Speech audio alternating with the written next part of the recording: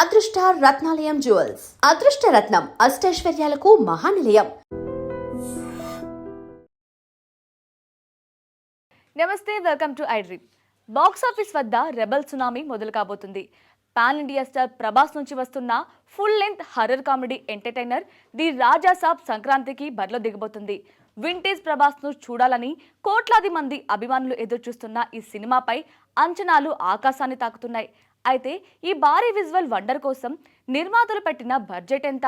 మన డార్లింగ్ ప్రభాస్ పారితోషికం ఈసారి తగ్గిందన్న వార్తల్లో నిజమెంత? మారుతి నుంచి హీరోయిన్ల వరకు ఎవరెవరు ఎన్ని కోట్లు వసూలు చేశారు? రాజా సాబ్ రెమ్యూనరేషన్ రిపోర్ట్ ఇప్పుడు చూద్దాం. పీపుల్ మీడియా ఫ్యాక్టరీ బ్యానర్ పై టీజీ విశ్వప్రసాద్ అత్యంత ప్రతిష్టాత్మకంగా నిర్మిస్తున్న ఈ చిత్రంపై దాదాపు 450 కోట్ల రూపాయల భారీ బడ్జెట్ వేచించారు. కేవలం గ్రాఫిక్స్ మరియు సెట్స్ కోసమే 100 కోట్లు ఖర్చు చేశారంట. తమన్ సంగీతం, కార్తిక్ పళని సినిమాటోగ్రఫీ ఈ సినిమాకు మెయిన్ పిల్లర్ గా నిలవబోతున్నాయి.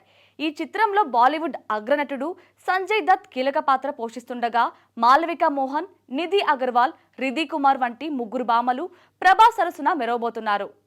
ఇక అందరూ ఆసక్తిగా ఎదురుచూస్తున్న ప్రభాస్ పారితోషికం విషయానికి వస్తే సాధారణంగా ప్రభాస్ ఒక్కో సినిమాకి 150 కోట్ల వరకు చార్జ్ చేస్తారు. కానీ రాజాసాబ్ కోసం ఆయన తన పారితోషికాన్ని 100 కోట్ల రూపాయలకు తగ్గించుకున్నట్లు సమాచారం. దీని వెనుక ఒక ఆసక్తికరమైన కారణం వినిపిస్తుంది.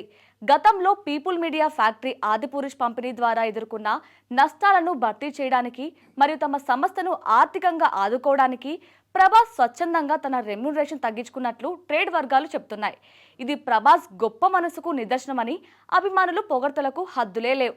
ప్రభాస్ తర్వాత ఈ చిత్రానికి అత్యధిక పారితోషికం అందుకున్నది దర్శకుడు మారుతి. ఈ పాన్ ఇండియా ప్రాజెక్ట్ కోసం మారుతికి దాదాపు 18 కోట్ల రూపాయలు దక్కినట్లు సమాచారం. ఇతర నటీనటుల విషయానికి వస్తే సంజయ్ దత్ 6 కోట్లు, రిధి కుమార్ 3 కోట్లు, మాలవిక మోహన్ 2 కోట్లు, బొమన్ ఇరానీ 2 కోట్లు, నిధి అగర్వాల్ 1.5 కోట్ల రూపాయలు.